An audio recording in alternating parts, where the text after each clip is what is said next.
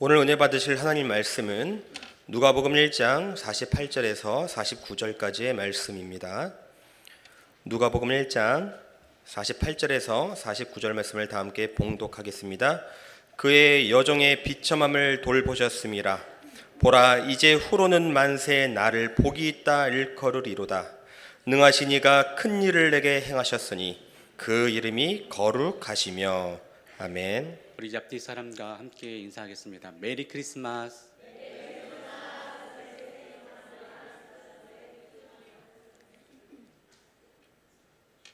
날씨가 참 많이 춥습니다. 하지만 오늘 이 시간 이 예배를 드리는 가운데 우리의 몸도 우리의 마음도 항상 따뜻해졌으면 좋겠습니다. 성탄절이 바로 하루 앞으로 다가왔습니다. 우리가 그 따뜻한 마음으로 예수 그리스도의 사랑을 전하는 믿음의 순복음 도봉교회 성도들이 되길 주의 이름으로 축원드립니다. 잠시 기도하겠습니다. 살아계신 하나님, 오늘 이 자리를 통해서 주님께 나아갑니다. 우리 마음속에 예수님을 모시고 살아가는 그 모든 순간순간마다 힘이 넘쳐나고 또한 담대하여 주 그리스도의 놀라우신 은혜를 받은 자, 그 은혜를 누리는 자, 오늘 우리가 그 소식을 기쁘게 전할 수 있는 믿음의 일꾼들 다 되게 하여 주옵소서. 오늘 이 시간 주의 말씀을 또 내 가슴속에 새깁니다. 주님께서 주시는 말씀 하나하나를 내 것으로 삼고 힘있게 능력있게 살게 하여 주옵소서. 예수 이름으로 기도드립니다. 저는 오늘 본문 말씀을 가지고 기쁨의 복된 소식이라는 말씀으로 함께 나누고자 합니다. 성탄절 그러면 무엇이 먼저 떠오릅니까? 우리 성도님들은 믿음이 충만하고 성령 충만하시기에 예수님, 아기 예수님, 나를 구원하신 예수님 먼저 떠오를 겁니다. 근데 그것과 함께 더불어 자동적으로 떠오르는 것이 있습니다. 바로 선물입니다. 어떤 선물을 줄까? 어떤 선물을 받을까? 벌써 부모라고 한다면 그 선물에 대한 고민을 하게 됩니다. 그리고 그 선물에 대해서 그 사람이 좋아할까? 그 사람이 싫어할까? 라는 그런 마음으로 선물을 준비하게 됩니다. 그런 고민하기 싫은 사람들은 이렇게 준비하더라고요. 돈을 주면 되지. 뭐니 해도 돈입니다. 한 꼬마가 성탄절에 예수님께 편지를 쓰고 있었어요. 예수님, 제가요 성탄절에 선물을 받으려고 지난 6개월 동안 나쁜 짓을 하나도 안 했거든요. 그러니 꼭 좋은 선물을 제게 주셔야 돼요. 이렇게 편지를 썼는데 생각해 보니까 6개월 동안 친구들도 괴롭히고 거짓말한 게 다 생각이 나는 거예요. 그래서 6개월이라고 하는 그 단어를 지우고 3개월로 고쳤습니다. 그런데 이 3개월 역시 착한 일만 한 게 아니고 나쁜 짓도 한 거예요. 그래서 또다시 1개월로 고칩니다. 그래도 마찬가지죠. 예수님, 지난 3주 동안 예수님, 지난 일주일 동안 이렇게 써내려가 보니까 어제까지만 해도 친구들과 싸운 것이 막 생각나는 거예요. 이렇게는 도저히 예수님께 선물을 못 받을 것 같다. 그래, 전략을 바꾸자. 그 꼬마는 성당으로 달려갑니다. 그리고선 예수님의 어머니 성모 마리아상을 훔쳐가지고 온 거예요. 그리고 자기 책상에 딱 올려놓습니다. 그리고 종이에 이렇게 쓰는 거예요. 예수 보아라. 만일 엄마를 보고 싶거든 좋은 말로 할 때 선물을 가져와라. 선물 주는 사람도 즐겁고 받는 이는 더더욱 즐거운 게 선물이죠. 그런데 때로는 어떤 선물은 즐겁지 않을 때도 있습니다. 특별히 뇌물로 주는 선물 참 받기가 어렵죠. 그런가 하면 뇌물은 아니지만 지나치게 부담스러운 선물, 이 선물 받고선 오히려 더 마음이 무거워질 수는 있습니다. 마리아, 오늘 본문 속에 나온 이 마리아는 하나님의 천사로부터 하나의 선물을 받게 됩니다. 어떤 선물입니까? 너는 임신할 거야. 더구나 그 아이는 전 인류를 구원할 구세주야. 그 이름을 예수라 하라. 그가 자기 백성을 자기 죄에서 구원할 거란다. 사실 가정의 새 생명 잉태 소식보다 더 기쁜 소식이 어디 있겠습니까? 더구나 그 뱃속에 있는 그 품은 아이가 구세주 곧 메시아라고 한다면 그 감격과 감동은 또 어떠하겠습니까? 그런데 여기서 문제가 하나 있죠. 바로 그녀는 아직 결혼을 하지 않았다라는 겁니다. 임신 소식은 분명히 축하받아야 될 소식이고 좋은 소식입니다. 기쁨의 좋은 소식입니다. 하지만 결혼 전의 임신 소식은 매우 심각한 상황을 이야기한다는 거예요. 특히 당시 2000년 전의 사회는 결혼하지 않은 사람의 임신은 아예 용인되지 않았습니다. 허용이 되지 않았어요. 더구나 율법에 따라서 그런 여인은 추방 또는 죽음을 당할 수밖에 없는 그러한 사회적인 분위기입니다. 그런데 이 여인이 더구나 남자를 알지 못한 상태에서 임신을 했대요. 그것이 모든 사람들에게 도저히 납득이 될 만한 이야기가 될까요? 마리아가 받은 선물, 이 임신 선물은요, 아마 목숨 내놓고 어떤 목숨을 지켜내야 하는, 오히려 맞바꾸면서 지켜야 되는 그런 상황에 놓이게 된 것입니다. 아마도 심적으로는 두렵고 떨리는 그런 마음을 가지지 않았을까라는 생각도 들어봅니다. 그녀는 큰언니 뻘 되는 친척 언니 엘리사벳을 찾아가게 돼요. 엘리사벳은 자기에게 오는 이 마리아를 보고 뭐라고 말합니까? 마리아야, 아유 고생 많지, 어서 와라. 이렇게 다가온 것이 아니라 오히려 마리아의 뱃속에 있는 그 생명을 보자마자 엘리사벳은 이렇게 축복하며 노래합니다. 복되도다, 복되도다. 참으로 복된 어머니로구나. 바로 여기까지가 오늘 본문 속에 이야기하는 내용입니다. 두렵고 떨렸던 마리아. 하지만 하나님의 천사를 만나고 그리고 엘리사벳을 만나게 되면서 자신이 품은 생명이 어떤 생명인지를 다시금 알게 되며, 이에 마리아는 더 이상 두려움이 아닌 오히려 감격의 노래를 부르게 됩니다. 그 노래가 바로 오늘 본문 속에 나와 있는 마리아의 찬가, 마리아의 노래라는 거죠. 46절에서 47절 말씀입니다. 마리아가 이르되 내 영혼이 주를 찬양하며 내 마음이 하나님 내 구주를 기뻐하였음은. 아기 예수를 기다리며 부른 이 첫 번째 고백, 이 첫 번째 고백이 어떤 고백입니까? 내 마음이 하나님 내 구주를 기뻐합니다. 내 마음이 내 구주를 기뻐합니다. 여러분, 예수님 때문에 기뻐하십니까? 예수님 때문에 즐겁습니까? 두렵고 떨리는 가운데 불렀던 마리아지만, 그러나 그 두렵고 떨리는 그 마음이 사라지고 오히려 기쁨과 감사한 마음으로 마리아는 노래하고 있습니다.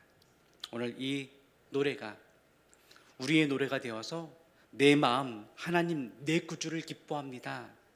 복된 노래가 되길 주의 이름으로 축원드립니다. 한번 따라해 볼까요? 주님을 기뻐하자. 주님을 기뻐하자. 자, 믿는 자들의 힘은 무엇일까요? 재물, 아니면 강철 같은 건강, 외모, 세상에서 높아지는 것. 세상 사람들은 그걸 자랑 삼을 수 있습니다. 하지만 이 모든 것, 자랑 삼고 있는 그 모든 것에는 언젠가는 끝이 있다라는 거예요. 뿌리가 잘린 나무, 결국엔 어떻게 됩니까? 죽고 마는 것 아닙니까? 그렇다면 우리는 이런 것들을 자랑 삼지 않는다고 한다면 우리는 무엇을 자랑 삼습니까? 우리 믿는 자들의 자랑은 무엇입니까? 그것은 바로 주님을 기뻐하는 것입니다. 이스라엘 땅 에스라 제사장은요, 백성들을 수문 앞 광장으로 다 모이게 합니다. 사실 이네들은 포로 갔다가 돌아온 백성들입니다. 그네들을 한가운데 다 모이게 한 이후에 에스라가 행한 것은 다름 아닌 하나님 말씀을 읽어 내려가는 것이었습니다. 하나님 말씀을 새벽부터 정오에 이르기까지 오전 내내 읽기 시작합니다. 그런데 그 말씀을 듣던 백성들이 그 말씀을 듣자마자 그 듣는 순간순간마다 전부 마음의 찔림을 받고 통곡하며 울기 시작합니다. 죄된 인생을 들여다보며 울면서 뉘우치는 그러한 자리, 통곡이 시작된 것이죠. 그 통곡 소리는 그칠 줄 몰랐습니다. 이때 이스라엘의 정치 지도자였던 느헤미야가 백성들 앞에 나와 이렇게 선포합니다. 느헤미야서 8장 10절 하반절 말씀입니다. 이날은 우리 주의 성일이니 금심하지 말라. 야훼로 인하여 기뻐하는 것이 너희의 힘이니라. 야훼로 인하여 기뻐하는 것이 너희의 힘이니라. 즉 거룩한 성일, 이날은 하나님을 기뻐하는 것, 하나님을 기뻐하는 것이 바로 우리의 힘, 바로 나의 힘이다. 자, 하나님을 기뻐하는 것이 우리의 힘이 된 이유가 무엇입니까? 하나님께서 모든 상황들, 모든 일어나는 사건들의 근거가 되기 때문입니다. 우리가 지금 지내오고 있는, 우리가 살아내고 있는 그 모든 상황 속에 근거가 되시고 이유가 되시는 분이기에 내가 살아나야 되는, 내가 살아가야 되는 그 이유가 되는 것이 바로 우리 하나님이기 때문에, 그러기에 우리는 그 하나님 때문으로 말미암아 힘을 얻고 하나님이 공급해 주시는 그 힘으로 말미암아 담대하게 나가게 되는 것입니다. 우리가 이 땅에 살아가는 데 있어서 여러 가지 기쁨의 소식들이 있을 것입니다. 요즘 이제 고3 학생들이 대학에 진학하고자 원서를 냈고 이제 합격이라는 소식을 듣게 되는 때입니다. 대학 합격, 원하는 대학, 원하는 전공에 합격했다라는 소식, 기쁜 소식이죠. 병이 들다가 건강을 되찾았습니다. 그래서 건강해져서 바깥 공기를 다시 마실 수 있다는 것, 기쁜 소식입니다. 사업이 힘들다가 서서히 길이 열리게 되면서 이제 조금은 살만하게 되는 그런 숨을 쉴 수 있는 것, 기쁜 소식입니다. 여러 가지 기쁜 소식들, 너무너무 감사한 일들이죠. 하지만 이것들이 어떠한 기쁨을 준다 할지라도 하나님을 기뻐하는 그 기쁨보다는 클 수 없다라는 것입니다. 우리 스스로에게 한번 질문해 볼까요? 나는 야훼를 기뻐하는가? 나는 야훼를 기뻐하지 않는가?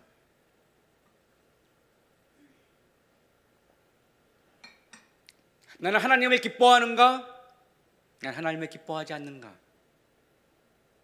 사실 나는 어떤 사람인가? 라고 하는 그 질문은요, 내가 무엇을 기뻐하는가?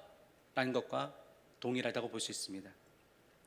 정권을 지어야지만 행복한 사람이 있습니다. 정권을 지어야지만 기쁨이 온다고 한다면 그는 정치인일 것입니다.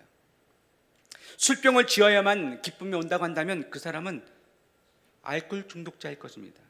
자, 그렇다면 그리스도인, 믿는 자들은 무엇입니까? 무엇 때문에 기뻐하는 자들입니까? 바로 그리스도, 예수 때문에 기뻐하는 자들, 예수님 때문에 기뻐하는 자들이 바로 믿는 자, 그리스도인이라는 것입니다. 예수님 때문에 내 마음이 기쁠 때, 그때야 비로소 당신은 그리스도이군요 라고 말할 수가 있고 들을 수가 있는 것입니다. 기쁨의 복된 소식, 바로 복음, 예수님께서 이 땅에 오신 그 기쁨의 복된 소식, 좋은 소식, 오늘 그 예수님 때문에 기뻐하는 우리 모든 순복음 도봉교회 성도들이 되길 주의 이름으로 축복합니다. 자, 복음으로 말미암아 기뻐하는 이유가 뭘까요?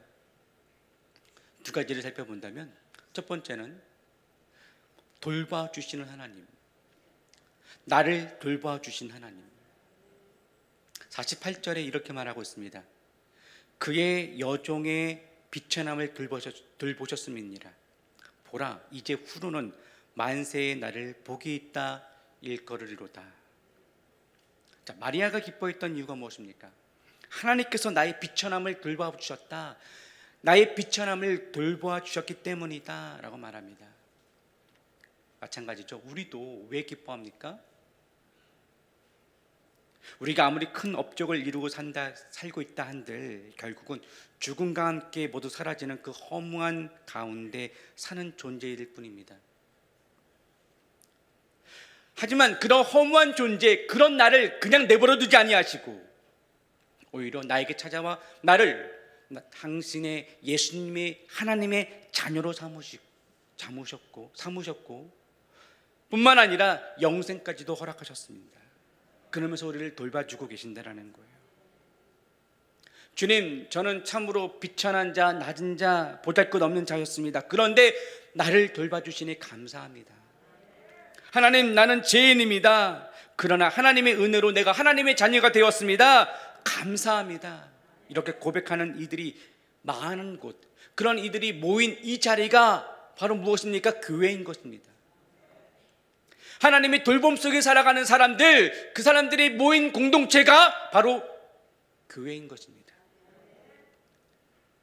이 고백이 사실 아무것도 아닌 것처럼 보여도요, 이 고백은요, 그리스도인으로서의 정체성, 바로 나는 그리스도인이다 라고 하는 그 근본이 되는 고백입니다.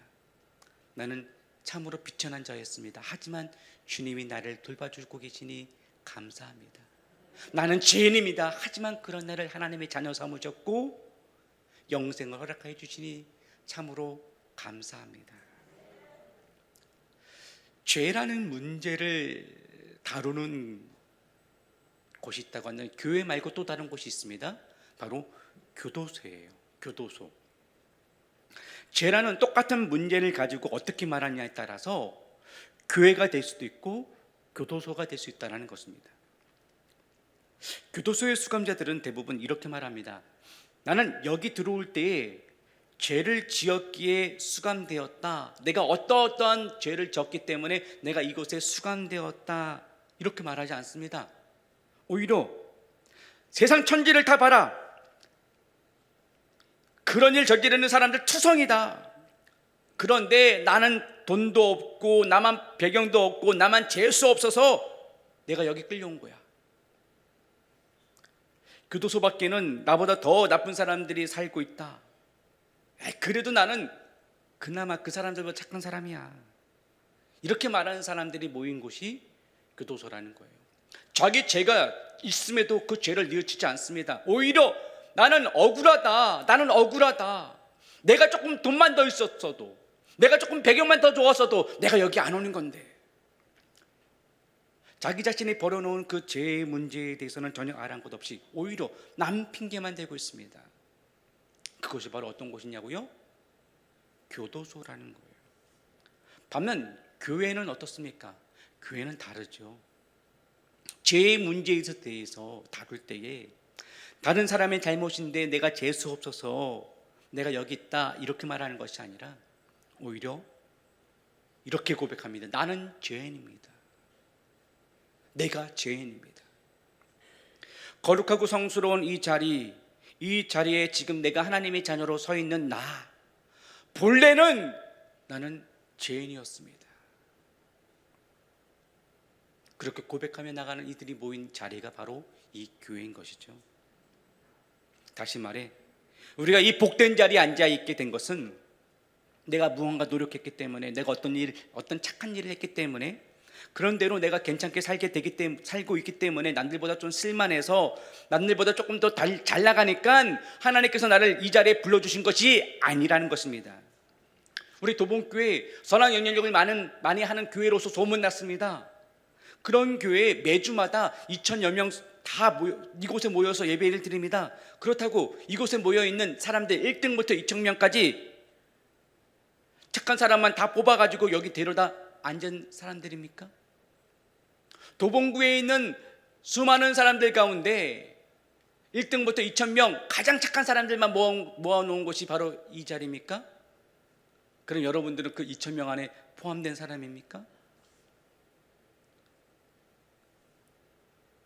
좋은 사람들만 다 불러 모아서 놓은 자리가 이 자리가 아니죠. 오히려 하나님 앞에 충성하지 못했고 사람들 앞에 부끄러운 짓을 많이 했던 내가 오히려 하나님의 은혜로 말미암아 그 은혜로 택함 받아 이렇게 내가 예배합니다.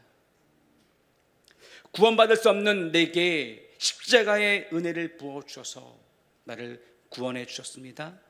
그러니 이제 나는 억울하지 않습니다. 오히려 내게 주신 하나님의 은혜가 감사할 따름입니다. 이런 고백이 넘치는 곳이 바로 우리 순복음 도봉교회인 줄 믿습니다.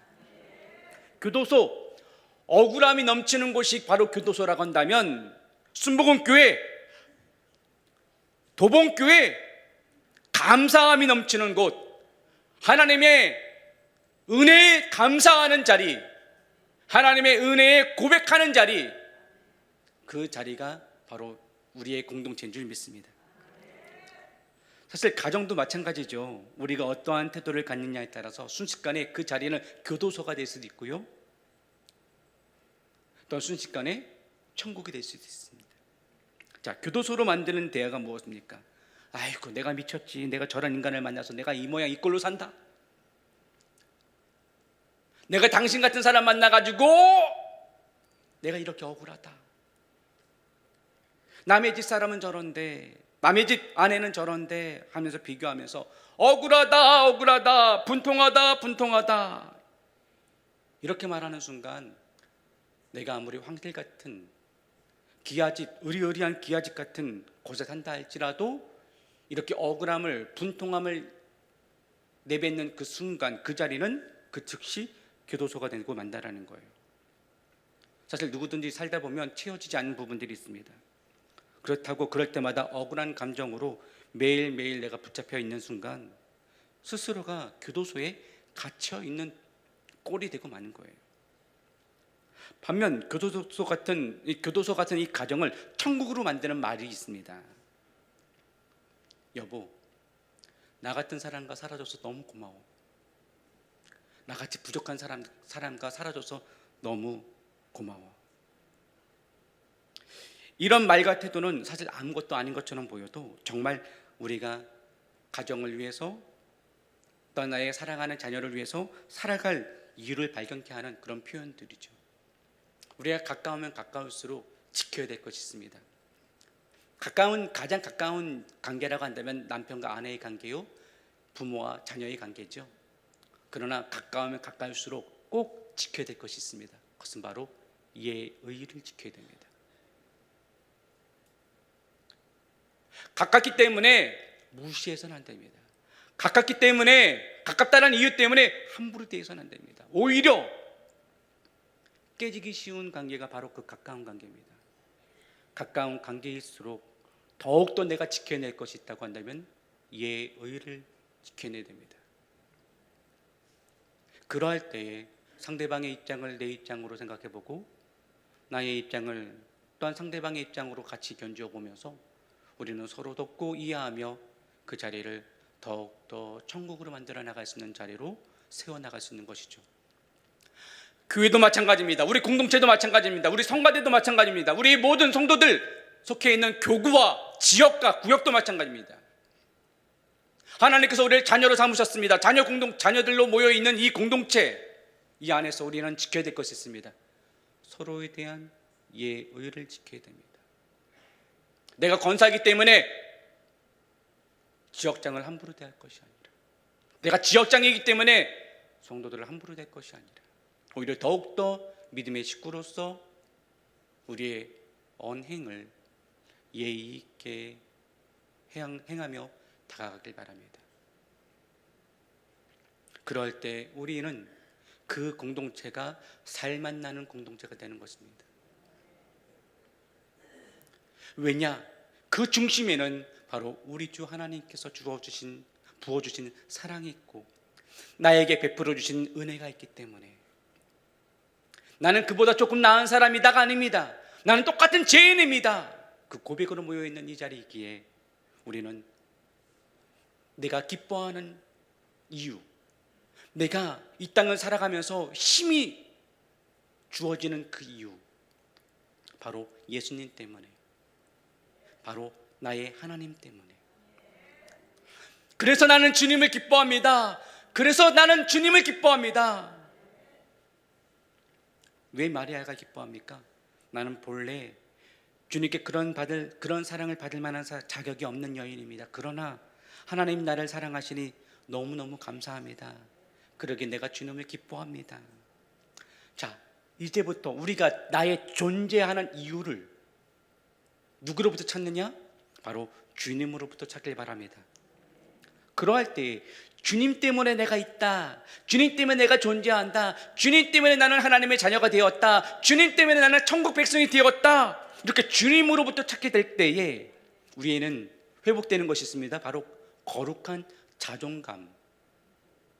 거룩한 자존감이 회복되는 것입니다. 예수님은 나의 존재의 근거가 되시고 모든 것을 내게 허락하셨기에 감사합니다.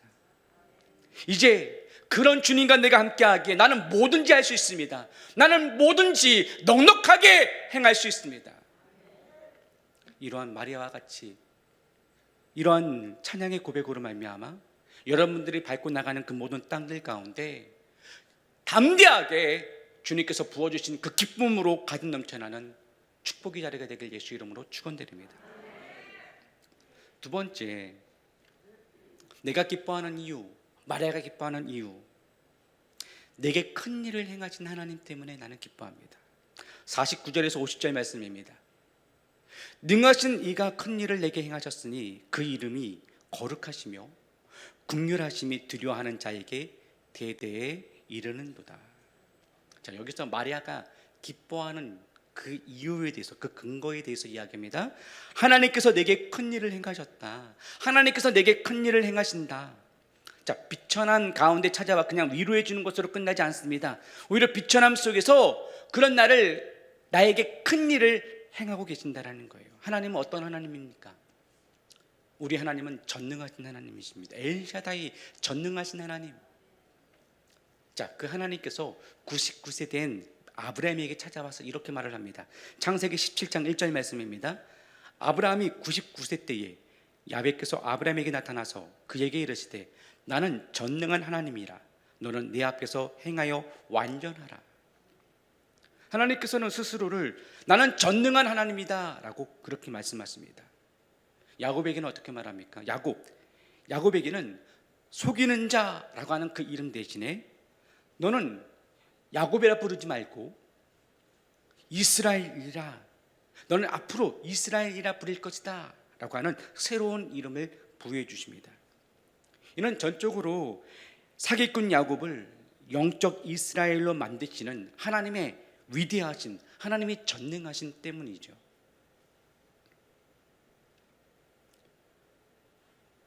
스바냐서 3장 17절 말씀입니다. 너희 하나님 야훼가 너희 가운데 계시니 그는 구원을 베푸실 전능자이시라. 그가 너로 말미암아 기쁨을 이기지 못하시며 너를 잠잠히 사랑하시며 너로 말미암아 즐거이 부리며 기뻐하시리라 하리라. 바로 구원을 베푸실 전능자. 따라합시다. 구원을 베푸실 전능자. 구원을 베푸실 전능자. 하나님의 전능하심에 대해서는요, 성경이 여러 곳에서 나옵니다. 하나님의 전능하심, 기적적인 일을 행하시고, 또한 병을 고치시고 기이한 일들을 행하시며, 또한 신비한 체험을 행하게 하시면서 하나님의 전능하심을 보게 하셨습니다. 하지만 하나님의 전능하심의 최고의 표현은 무엇일까 생각해 보니까 이거더라고요. 나와 여러분, 우리 모두를 구원하셨다. 내가 구원받았다. 나를 구원하신 분, 그분이 바로 전능하신 분이더라고요. 성경에서 큰일, 본문에서 이야기했던 것처럼 마리아가 큰일을 내게 베푸셨다라고 했을 때 그 큰일이라고 하는 그 단어의 표현은요, 항상 우리를 구원하심, 우리의 구원의 관계와 늘 연관되어 있습니다. 그저 이 땅에서 내가 조금 더 잘 살고, 조금 더 편히 잘 살고, 좀 더 많은 기쁨을 누리는 그런 2차원적인 문제가 아니라는 거예요. 이 땅의 모든 수고, 이 땅의 모든 슬픔과 즐거움, 이 모든 것들은 언젠가 다 사라지고 말 것들입니다. 그러나 이 모든 것이 다 사라지는 순간에도 우리 하나님은 우리와 항상 함께 하신다라는 거예요. 내가 그토록 추구했던 것, 그들 내가 가졌다 한들 언젠가는 나의 손에서 놓치게 되는 때가 옵니다. 하지만 내가 그 모든 것을 놓쳤다 할지라도 여전히 나와 함께 하시고 나에게 구원의 역사, 그 모든 자리에서 건져주시는 하나님, 나를 돌봐주시고 나를 이끄시는 하나님, 새로운 길을 갖도록 소망을 주시며 그 모든 길을 담대하게 나갈 수 있도록 하신 하나님, 그 하나님이 바로 나를 구원하신 전능자 하나님이라는 것입니다. 모세가 백성들을 이끌고 가나안 땅으로 나아가고자 할 때에 신명기 11장 7절 말씀에서 이렇게 말을 합니다. 너희가 야훼께서 행하신 이 모든 큰 일을 너희의 눈으로 보았느니라. 큰 일은 무엇입니까? 종되었던 이들을 건져내어 주셔서 약속의 땅에 이르게 하신 것, 그 모든 일의 과정이 바로 큰 일, 즉 구원의 자리라는 것이죠. 오순절날 성령의 충만함을 받은 이들이, 성령의 큰 권능을 받은 이들이 복음을 전하기 시작합니다. 그러자 그 복음의 소식을 들은 사람들이 그렇게 그네들의 능력 있게 복음을 전하는 그 모습을 보고 이렇게 말합니다. 아니, 우리가 하나님의 큰 일을 말함을 듣는도다. 하나님의 큰 일을 말함을 듣고 있구나. 큰 일, 그 큰 일은 무엇입니까? 바로 우리를 구원하신 예수 그리스도 십자가의 사건, 그 일을 큰 일이라고 말을 하는 것입니다. 그러므로 지금 이 시간 마리아가 노래하는 전능하신 그분께서 내게 큰 일을 행하셨습니다 라고 하는 그 노래에는 그 큰 일, 인생 역전이다, 인생 대박이다, 이런 것이 아니고 나에게 죽음에서 구원하실 생명을 주신 것, 곧 내게 베푸신 구원과 그 영생의 일을 찬양하고 노래하고 있다는 겁니다. 그렇다면 우리가 말해야 될 그 큰 일은 무엇입니까? 여러분들에게 최근 일어난 큰 일은 무엇입니까? 어떤 일이 일어났습니까? 여러분의 가정의 자녀들이 결혼 소식이 있습니까? 여러분의 손주들이 대학에 입학했다는 소식이 있습니까? 취업했다는 소식이 있습니까? 사업이 잘 되어서 대박이 났다, 그런 큰 일을 말합니까? 아이고, 큰일 났어. 무슨 일인데요? 내 건강에 이상 신호가 떴어. 병원을 빨리 찾아가 보래. 큰일이야, 큰일. 그 사람이 죽었대. 사랑하는 이를 떠나보냈습니까? 그것이 큰일입니까? 무엇이 큰일입니까? 그 일 때문에 얼마나 마음이 기뻤습니까? 그 일 때문에 얼마나 마음이 슬펐습니까? 그러나 그 큰일, 우리가 말하는 그 큰일, 그 큰일이 하나님께서 내게 베푸신 구원보다 더 큰일이라 할 수 없다라는 것입니다.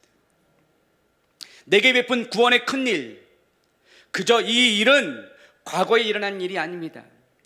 내가 지금 살아가는데 아무런 영향도 주지 못하는 그런 추억으로서의 일이 아닙니다. 지금 내게 베푸시는 그 큰 일은, 구원의 일은 지금도 여전히 나를 이끌고 가시는 현재 진행형의 일로서 이루어지고 있다는 거예요. 여러분 믿으십니까? 우리 주님은 지금도 여전히 시퍼렇게 살아계셔서 나와 함께 계십니다. 내 안에 이미 오셨고 지금도 나와 함께 하시며 앞으로 또 오실 예수님, 우리는 이미 오셨고 앞으로 오실 그 분을 우리는 기다리고 있는 것입니다. 우리에게 영생을 주신 예수님, 그분의 오심과 그분의 돌아가심과 그분의 부활하심과 그분이 재림하실 그 큰일, 우리는 이것만 제대로 알고만 있다 할지라도 우리는 어떤 환경 중에서라도 우리는 하나님께 감사할 수 있는 것입니다. 지금 내게 벌어지는 그 상황, 그 상황 속에서도 여전히 현재 진행형으로 내게 다가와 살아계신 주님께서 나를 사랑하시고 계시고 나에게 힘을 부어주고 계시며 나를 건져내어주고 계신다라는 사실, 내가 비천한 상황, 내가 부족한 상황, 내가 연약한 상황, 내가 누추한 그런 모습이 있다 할지라도 그런 상황에서 기죽지 아니하고 내가 담대할 수 있는 이유, 바로 지금도 주님은 나와 함께 하시며 나의 손을 잡으시며 내 손 잡아라, 내가 너를 일으키리라, 나를 벌떡 일으키시는 그 주님이 있기에, 나를 구원하시는 그 일, 그 큰 일을 행하시는 주님이 지금도 이 자리에, 우리 예배 가운데, 우리가 지금 이 시간 주님께 예배드리는 이 자리에 성령이 충만함으로 임하고 계시기에 우리는 그분을 향한 감사의 찬송을 부를 수가 있는 것입니다. 내일이면 우리는 성탄절을 맞이합니다. 비천한 나를 돌아볼 수 있는 자리, 그리고 여전히 나에게 구원의 큰 일을 행하시는 그 예수님, 그 하나님, 그분의 은총을 다시 한번 기억하는, 주님의 돌보심 속에 감사하며 나의 구원을 행하시는 그분께 감사의 노래로 올려드리는 복된 시간이 되길 주의 이름으로 축원드립니다.